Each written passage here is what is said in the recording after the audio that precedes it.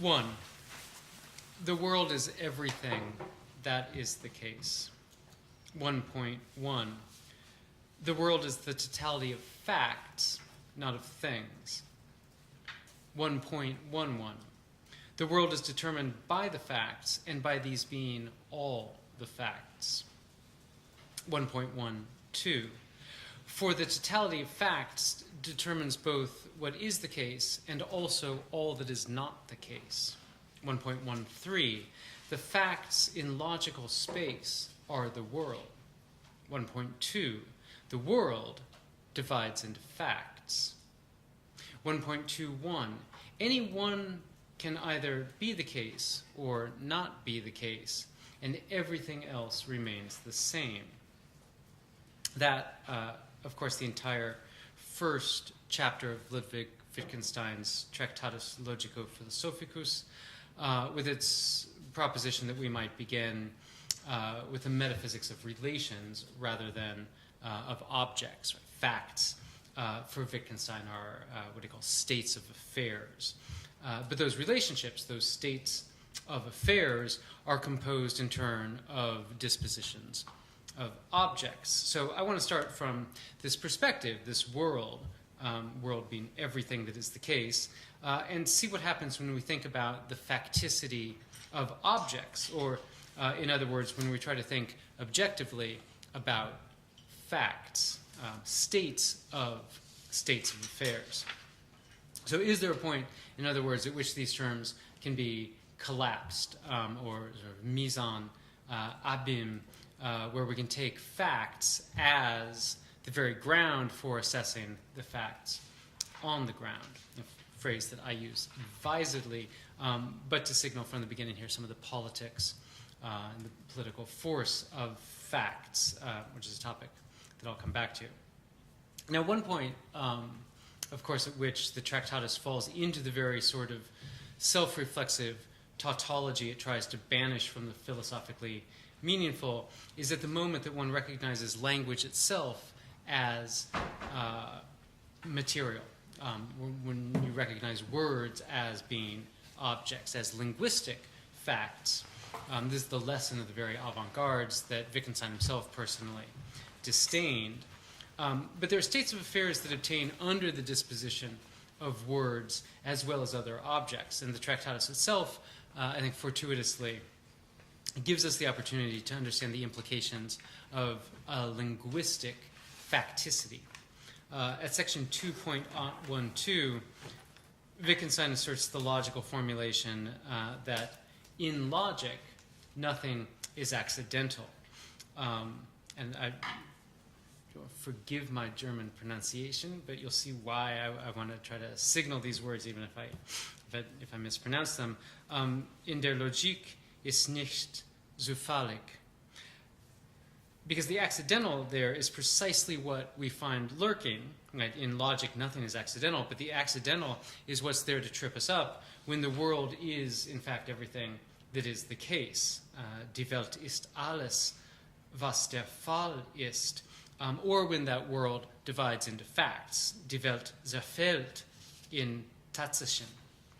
Because by chance, Zufall in German, chance, accident, coincident, fortuity, fluke, by that Zufall, chance, the case, der Fall, is always inscribed in the accidental, which is zufällig, or the dividing, zerfällt.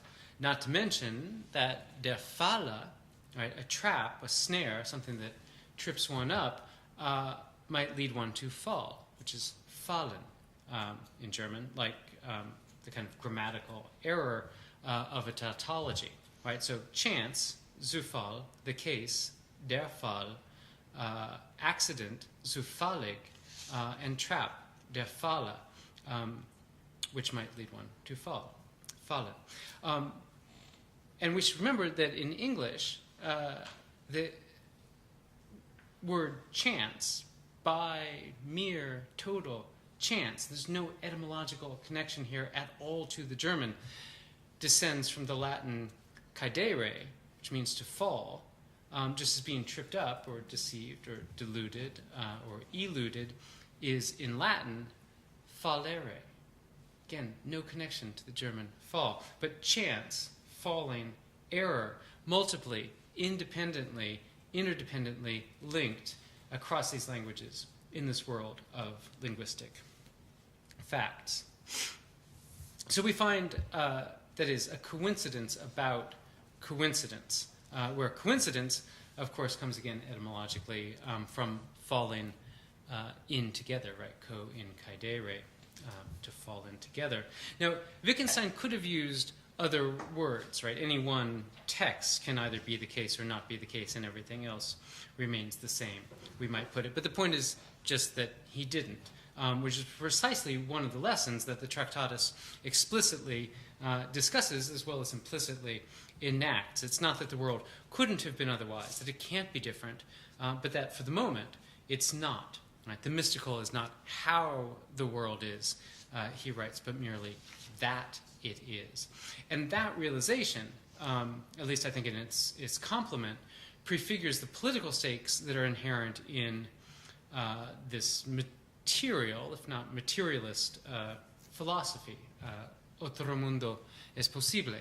Another world is always possible and also always imminent in the case. The totality of facts determines both what is the case and also all that is not the case.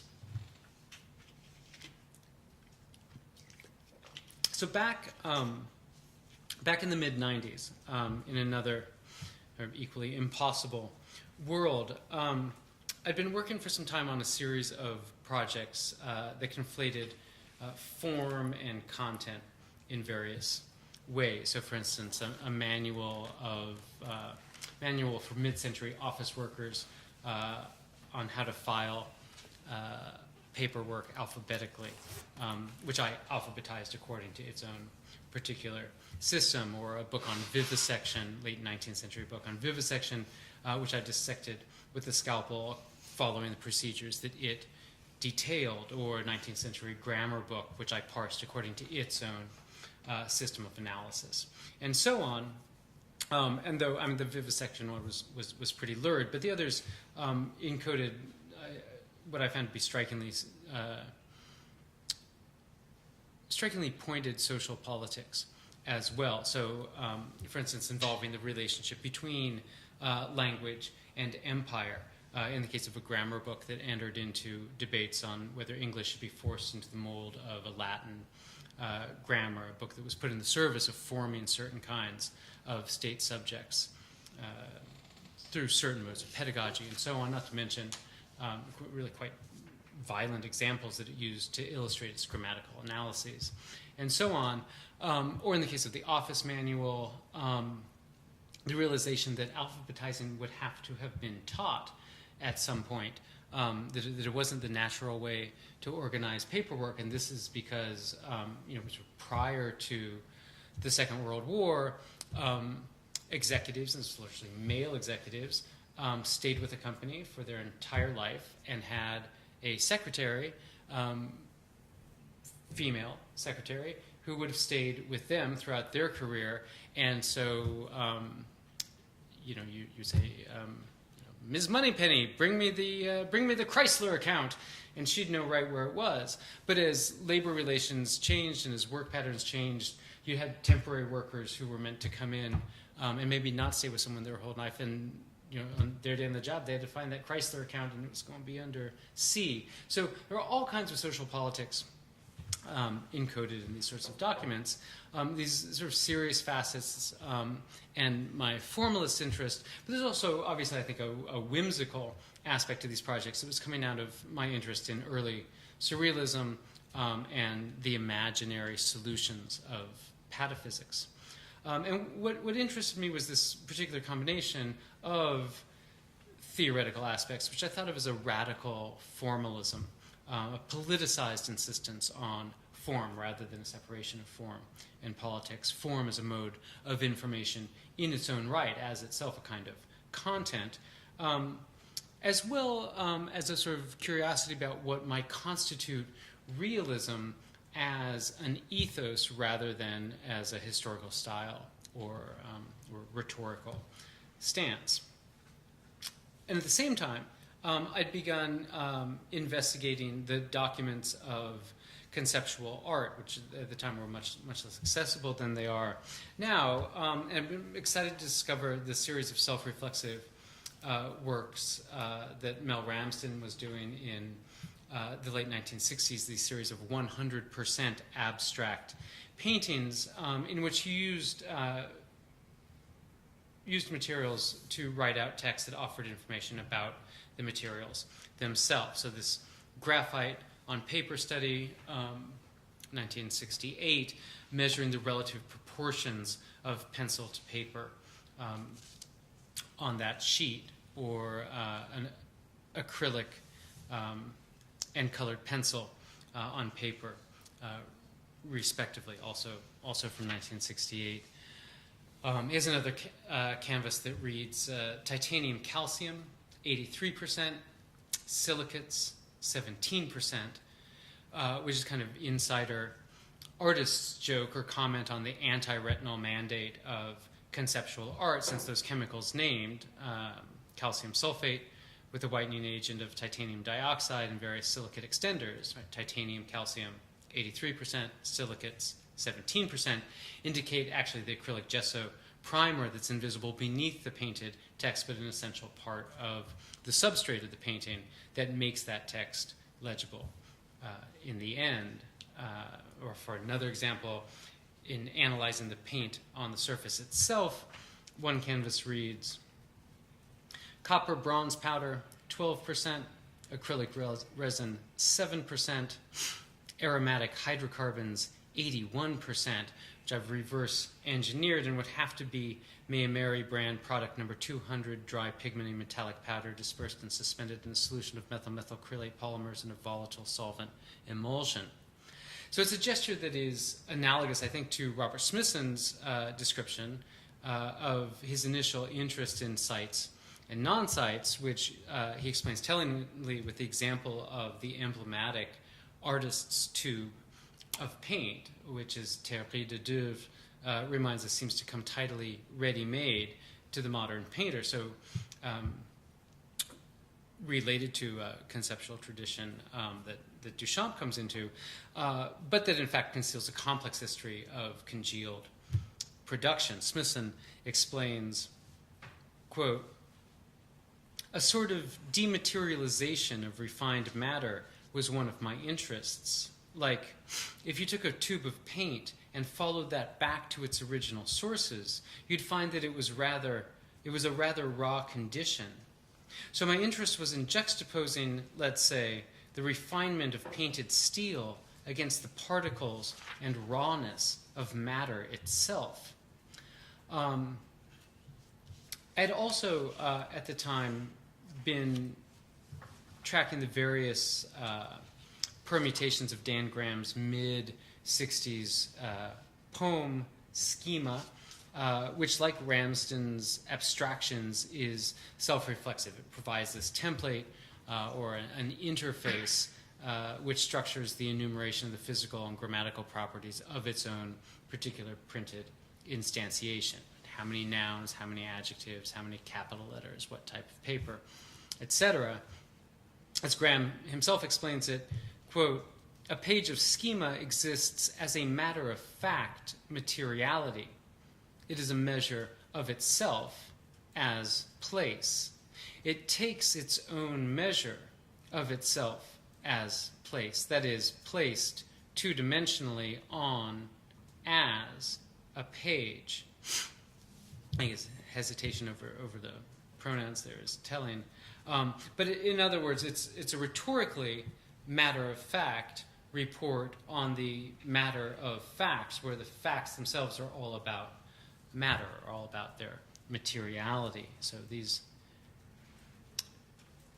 are the answers for, I think, Art and Language number 1, Volume 1, May 1969.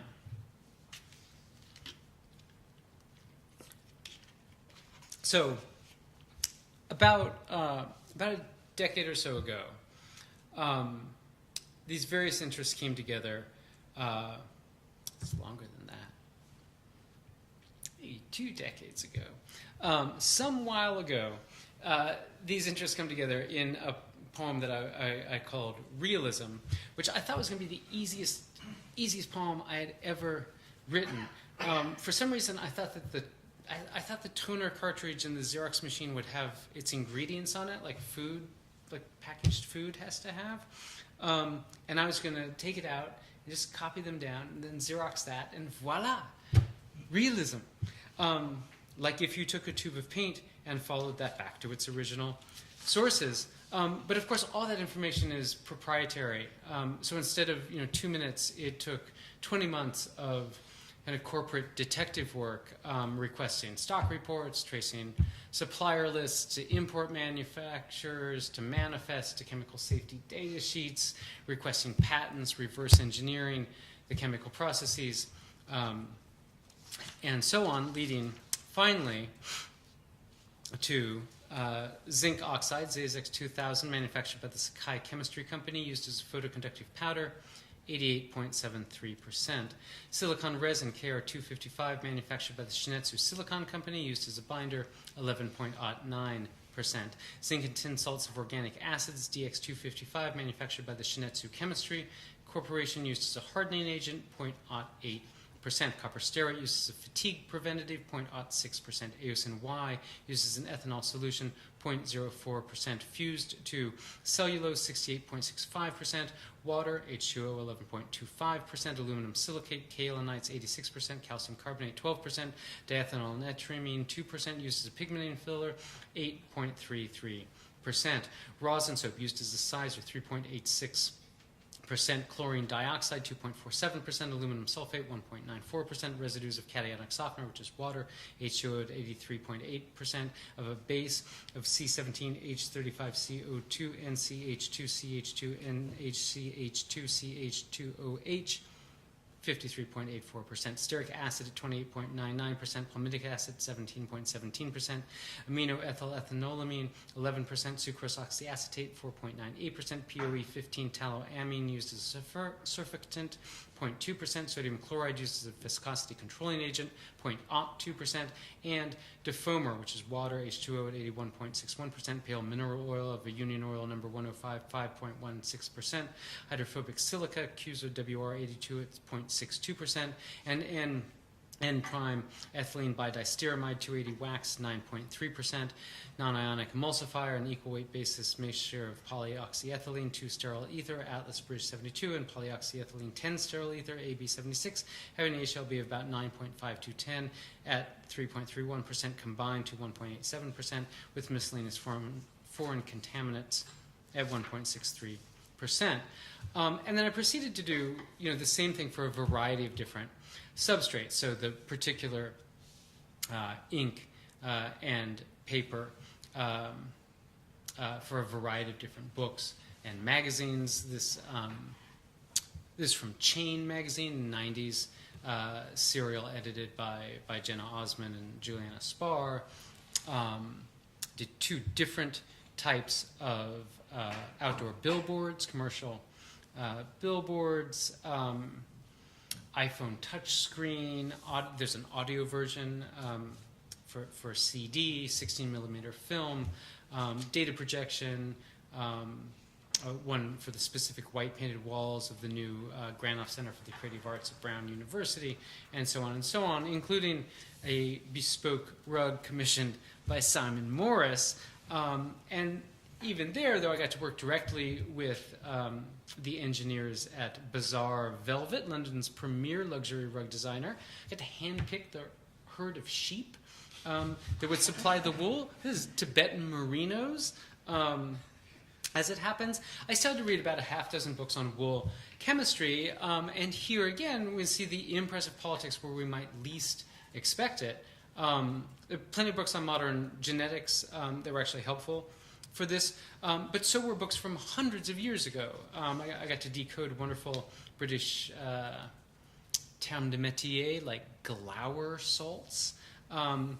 So, because the science of wool, well established, goes back to the 18th century, thanks to the economic importance of the flocks and their role in national pride, various national rivalries, alliances between European monarchical families, and so on.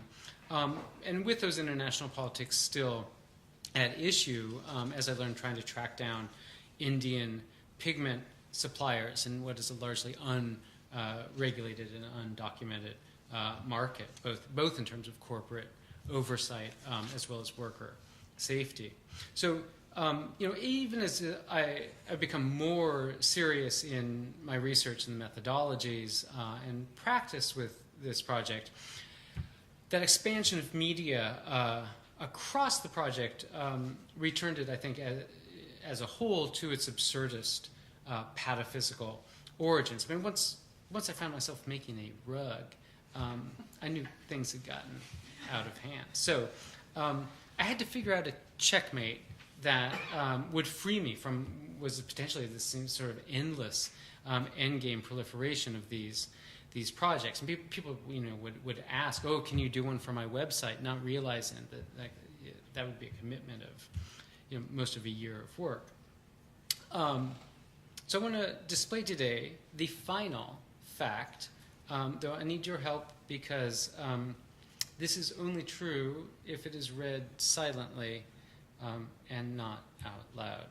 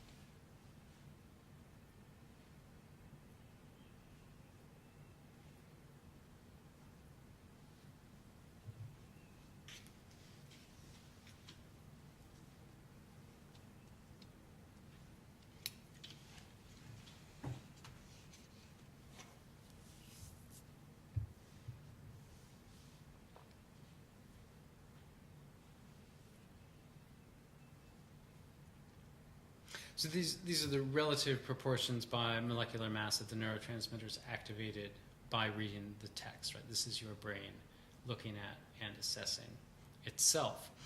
So this is a version of fact that is true regardless of the substrate or the media. And for all the legitimate science there, on the one hand, this was pretty fast. It's about 3 months of postgraduate neurochemical research.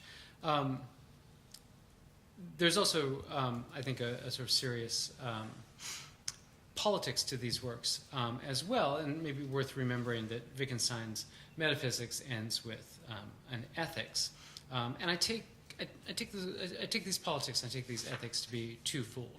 So first, the practically illegible or meaningless nature of these texts, the way in which increasing their data decreases their information, the information absorbable by the average non-specialist, non-chemist reader, and the ways in which even fundamentally different objects all start to sound more and more like the closer one analyzes their chemistry, both point to one of the laws of media, that we should think of media not so much as objects, but rather as social relationships between people, which is to say political relationships, as types of events that would return us, in fact, to the earliest denotations of the word fact as socially recognized actions, as deeds or les gestes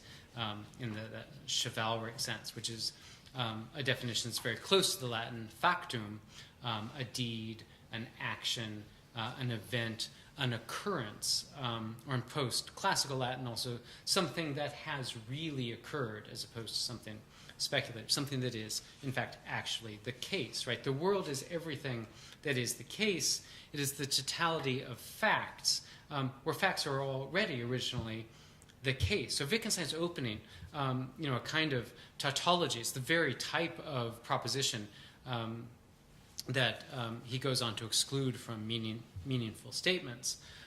So that is, media only become legible in social contexts because they are not things, but rather activities. They're commercial activities or communicative activities. They're fundamentally interpretive activities. All right, so if I go to some hip gallery and the curator hands me a blank CD and tells me it's the latest work of non-cochlear sound art, that's quite different than if I go to the office supply store and the clerk hands me a blank CD and wants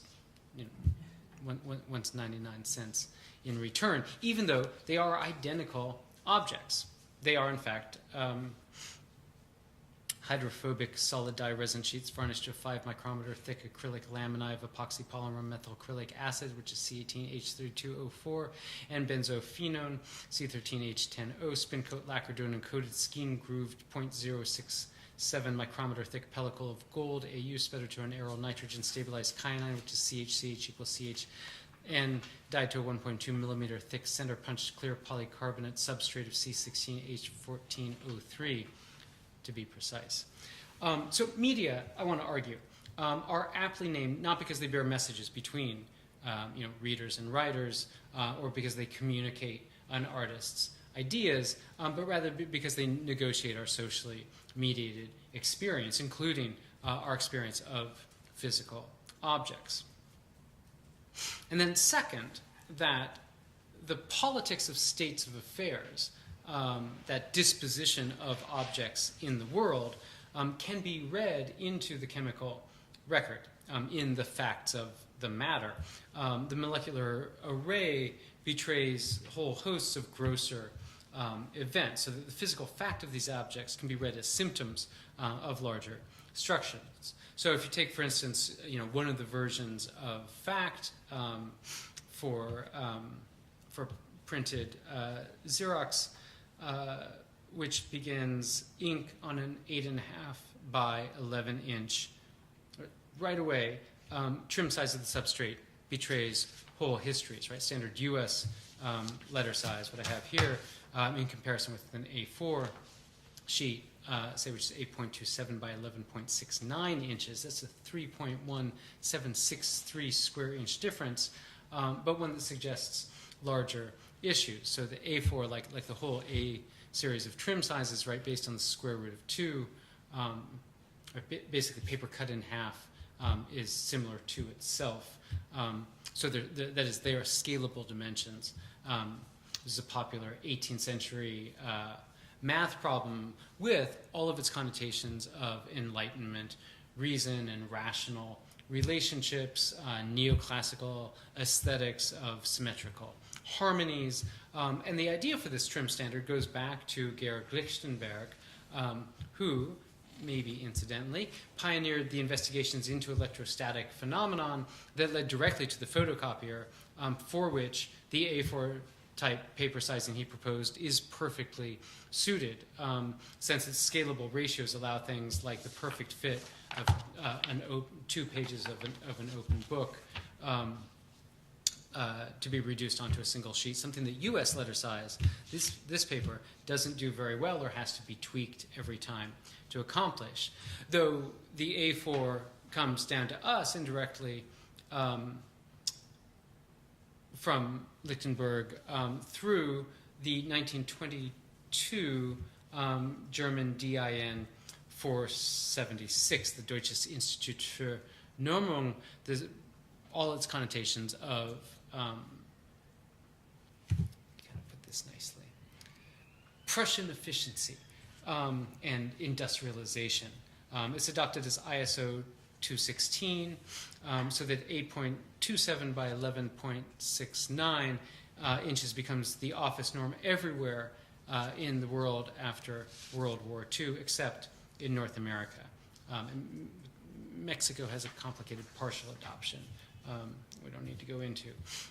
So that 3.1763 square inch difference, enough to raise questions of standardization, globalization, issues of nationalism, histories of empire, of colonization. It manifests the forms of international corporate bureaucracy taken by capital in the 20th century. And it reminds us of the ideology of the seemingly natural size of a page. What is a page like? And so on. I think you can recover similar histories from the chemical makeup of each of those 0.375-inch cubed volumes of paper and ink. As filmmaker Hollis Frampton put it in his 1979 Whitney lecture, The Invention Without a Future, not only are Xeroxes made out of paper and a little bit of hydrocarbon, but worse, nothing much more than pigmented paraffin and bad paper at that. And Frampton, in this talk, is trying to make visible the hidden social histories of aesthetics. He explains, if the Romans had not practiced slavery in Spain, the sulfide of mercury, called cinnabar, would never have been found in quantity in the Mediterranean, and thus certain reds that we treasure in the paintings of the Renaissance would not be around to this day.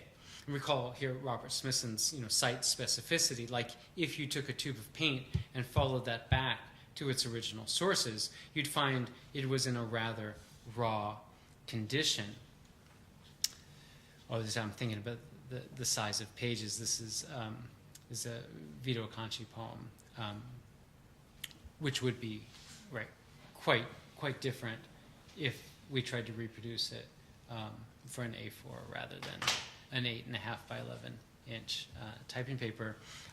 This Sandro Botticelli's 1481-1482 fresco from the Sistine Chapel, depicting scenes in the life of Moses. And so, Frampton doesn't quite say this, but I think the implications are interesting. I want to push them a little bit and suggest that one could look at a biblical painting like this and be looking simultaneously at a depiction of slavery and the material byproducts of slavery, right? The figures represented on that frescoed wall, unable to escape the economic conditions that make their representation possible in the first place, and that account for the value that kept this work preserved for us to see it, unlike other more fugitive contemporaneous panels and frescoes. This is Botticelli's Sistine Punishment of the Rebels, and note the reds of cinnabar there. Frampton also arguing for the hidden congealed cost of works of arts. Quote, in an economic environment that tends to demand that nothing can be published unless you print 100,000 copies of it, whole forests fell for Saul Bellow to become a Nobel laureate. For example, vast tracts of Idaho were the raft that floated Mr. Bellow to Sweden on that occasion. Or less bluntly, he analyzes the support of the film used for early cinema, which is based on cellulose nitrate, which had been developed as something called gun cotton, 19th century military technology, manufactured as part of the industrialized Civil War economy in the middle of the century in the United States, as a small ballistics propellant. Because of its explosiveness, this property that famously then becomes a problem for the longevity and stability of the material as photographic medium, into which it was repurposed or deterritorialized for its flexibility and its transparency. And again, Frampton doesn't propose this explicitly, but I want to follow his thinking through a bit and suggest that watching a battle scene in some Civil War costume drama is thus watching the history of cinema itself. In the case of something like Birth of a Nation, watching the film is watching film itself. This is the future of the substrate sped up over years, compressed into every single rifle shot. That explosiveness is what will happen to this material eventually. So you have a certain kind of lurid collapse of theme and content one onto the other.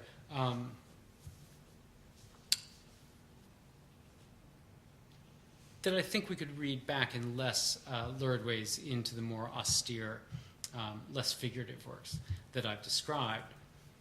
Now, Frampton continues his analysis of film by turning to the gelatin used to emulsify and suspend the photosensitive components of the film strip, and he explains, the Eastman Kodak Company still insists that the very best photographic gelatin is made from selected ear and cheek clippings of Argentinian beef cattle that are fed on mustard greens.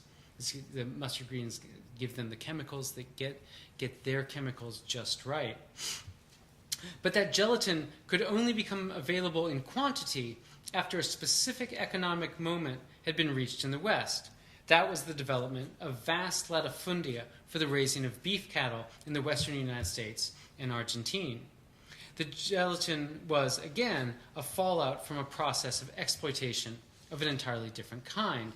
And indeed, there's yet another kind of real estate land grab and exploitation of resources that completed the basic formulation of film, which is the great silver strikes of the 1870s and the 1880s that occurred in Colorado and Utah in the western U.S., which released the sudden flood of silver to the market so that the available supply of raw material in the world in the late 19th century, just over this decade, increased by about 3 orders of magnitude, dropping the price at the very moment that the photographic industries were trying to decide on which of the available chemical combinations should be used to record film images.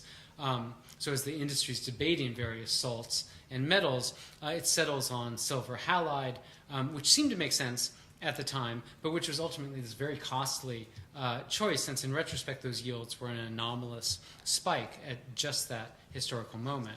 And you know, put this into perspective, the amounts of silver in film are small, but they're not incidental. So 35 millimeter cinema film uses 2 to 3 grams of silver for every minute of viewing. All of which, I think, should make the persistent genre of the Western especially resonant as a film genre. There's endless stories about conflicts between miners and cowboys and ranchers are not just adventure stories, but the story of the substrate of film itself. This is the story of the history of cinema itself. So if you're watching the cattle stampede in Red River, say this is a 1948 film with John Wayne, Montgomery Clift, or the cattle stampede set piece in any number of Westerns, you're watching these cattle with a kind of double vision, right? The images of the cattle depicted by the exposed film and the bovine gelatin that makes those images visible at all. And you find a maybe more exhaustive version of the same impulse toward an archaeology of constituents, as well as plenty of gelatin in the 2007 book Pig, 05-49 by Christian Meindertsma, which attempts to chart the global distribution of commercial products that might have been derived from a single eponymous hog.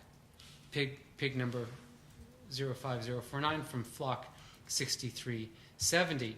The book scales the 103.7 kilograms of that animal's dispersed body over almost 200 pages that render, so to speak, its subject as discrete facts in a taxonomic scheme of gross anatomy charted against industry.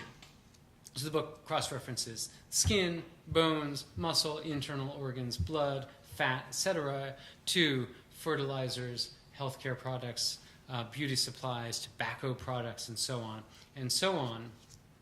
It's described, you're going to have to forgive my pronunciation again, it is described by the environmental consulting agency Imagro as ein Irrbeton an het varken als Holpfefferantier als het gat am menselijk welzijn.